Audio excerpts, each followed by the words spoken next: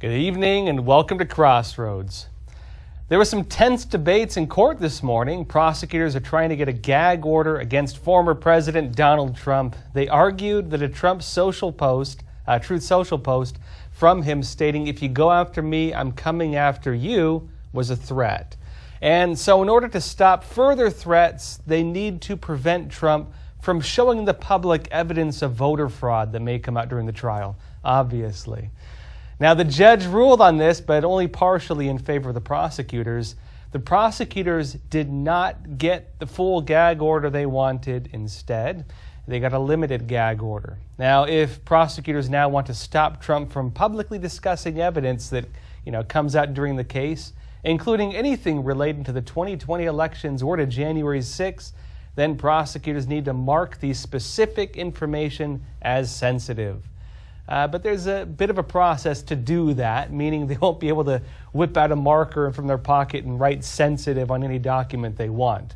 And notably as well, the order goes both ways. Trump's lawyers can also argue whether some information is deemed too sensitive for the public to see.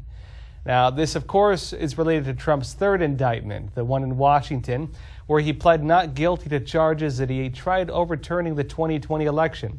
And the ruling from the judge has so far gone actually a little more favorably than her critics at first expected. At the same time, though, other problems with the case are already emerging. Special counsel Jack Smith, for example, has now admitted that his office used inaccurate information in order to hide one of their warrants on Trump. In other words, they lied, whether knowingly or not, and the judge actually went along with it. Smith's office wanted to get access to Donald Trump's Twitter account, including his deleted posts and his private chats. And in order to keep his request hidden, well, Smith argued that Trump was a flight risk. I don't know where Trump would run away to. But that new piece of evidence could prove problematic for Smith as well, since, well, X, known as Twitter, formerly known as Twitter, delayed going along with it. And because of that, X was slapped with a $350,000 fine for contempt of court in the thing that Smith again lied about. The owner of X, Elon Musk, has recently gone on the legal warpath and is looking to sue people who infringe on the rights of users on that platform. In fact, Musk posted a message on X about this just days ago, stating, "If you were unfairly treated by your employer due to posting or liking something on this platform, we will fund your legal bill, no limit. Please let us know." And special counsel Smith used dishonest means, followed by a fine on X, well, to get evidence that they may not have been entitled to otherwise. Musk may just have another case on his hands as well. And this comes amid other problems being exposed in how the special counsel is operating. The Florida judge overseeing Trump's second indictment, the classified documents one, is asking Smith for answers on why he's been using an out-of-state grand jury to bring charges elsewhere. This may prove some questionably legal issues happening. And Smith is accused of forming a grand jury in Washington and then using that to bring charges in Florida and then keeping the grand jury in place to keep investigating Trump afterwards. Now, look, under normal circumstances, the grand jury would be formed in the state where the charges are. So it's really pretty questionable why Smith is trying to keep it all in Washington. Now, in other news, imagine this. Imagine when Trump was president, if the Democrats had uncovered millions of dollars in secret payments. Imagine if they'd been taking money from foreign governments, if one of his sons was bringing in clients, calling Trump on the phone, and suggesting he could sell policy using his father. If Democrats had the receipts, had the chats, had emails where they talk about it, if the public knew about it, imagine what would happen, and then imagine if the Department of Justice stepped in and then decided to appoint a special counsel to investigate, and then they chose someone like Mike Lindell, the pillow guy, to lead the investigation, someone who really seems to like Trump. How do you think that would go? Well, that's basically what just happened with Hunter Biden. Evidence, including chats and emails and other records, are now made public, which show the Biden family was bringing in millions of dollars in foreign deals.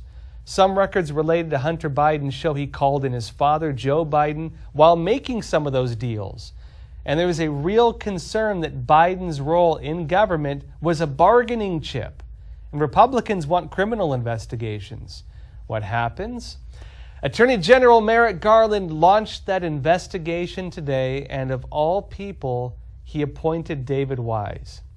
That's the same David Wise, by the way, who gave Hunter the sweetheart plea deal that even shocked the judge in the tax evasion and illegal firearm case. That was the plea deal that would have given Hunter, let him off with basically a slap on the wrist, and then given him protection from future prosecutions. It's that David Wise. Now, look, here's A.G. Garland making the announcement. I'm here today to announce the appointment of David Weiss as a special counsel, consistent with the Department of Justice regulations governing such matters. Now, look, you'd normally think Republicans would be happy about seeing a special counsel appointed to investigate the Biden family, but Republicans appear notably very unhappy about the decision. A big concern, actually, is not only on whether Weiss is going to properly handle the case, but also on whether the special counsel will merely act as a firewall to block other investigations. And also, for House Republicans trying to investigate Hunter, whether they can even continue to investigate the Biden family, if the special counsel, for example, blocks it using the label of an ongoing investigation. Others actually noted something else. Weiss was already on the case investigating Hunter. He was already doing it. So if we're already told that he has the authority to investigate and bring charges, then what difference does it make appointing him as special counsel? What powers does this give him that were not already in place? And this was raised in unanswered questions following A.G. Garland's announcement. Watch. Thank you. If U.S. Attorney Weiss had the authorities he needed, why does he need to be a special counsel? Do you still have faith in U.S. Attorney Weiss after the deal fell apart? There are some other problems as well. Benjamin Weingarten at Real Clear Investigations noted another oddity in the appointment. David Weiss is a United States attorney. He has a U.S. government position. And as the law states in the U.S., defining the qualifications of that role, again, as a special counsel, it's legally required in the exact wording of the law that the special counsel shall be selected from outside the United States government, not a U.S. government employee, in other words. Now, Republicans, including House Speaker McCarthy, are now saying that they will not let the new special counsel block their own investigations. But really, for many, the appointment is being seen as less of an investigation and a lot more of a cover-up. Well, everyone, that's all for YouTube. For the rest of this episode, join us on Epoch TV, epochtv.com. There's some really serious stuff I want to show you, but I cannot show you on YouTube. We just released a big special feature on J6. I can't even talk about it fully on YouTube. They will give me a strike. We're going to be talking about secret virus laboratories found in California being tied to China. Dr. Anthony Fauci possibly facing criminal charges recommended right now, and why there are some concerns of whether that's going to happen or not. We'll talk about how mothers in the U.S. are being used as surrogates for an unregulated baby industry, with kids being sent to China, some of them completely untracked, completely unknown, and allegedly when people are going to have babies made through these facilities, they're making other ones and doing other things with them we don't even know. I can't tell you about half of this on YouTube because they will give me strikes for it. So join us on Epoch TV, where we can speak freely, where we can actually report the news and escape censorship. Join us again, Epoch TV, link in the description. I'll see you there. People from 160 countries illegally cross the U.S.-Mexico border and give themselves up to Border Patrol. But what about the ones who evade Border Patrol? These are known as the gotaways. You can safely assume that anybody that went through the extra effort to avoid U.S. Border Patrol was not an asylum seeker by default. It may not be today, it may not be tomorrow, but somewhere down the road, if somebody rapes and kills somebody, and we find out that they came through here on my watch, that's unacceptable. These men had surrounded my house. They were banging on my back door.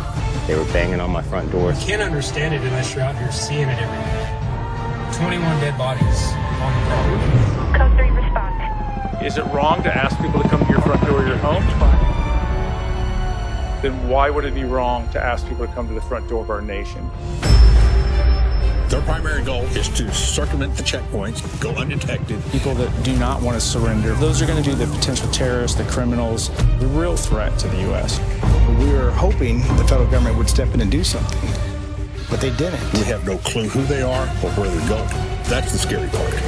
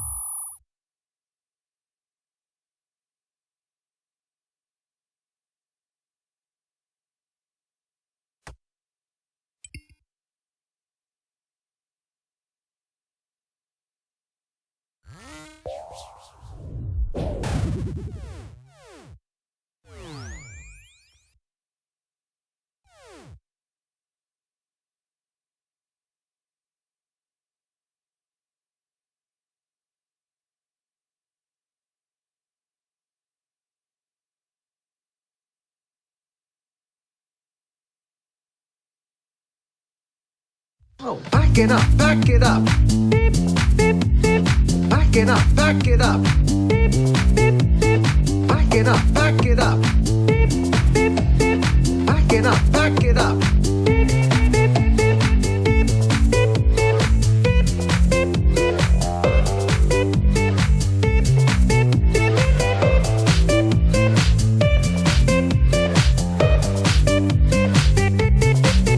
Back it up, back it up, back it up, back it up, back it up, back it up, back it up, back it up.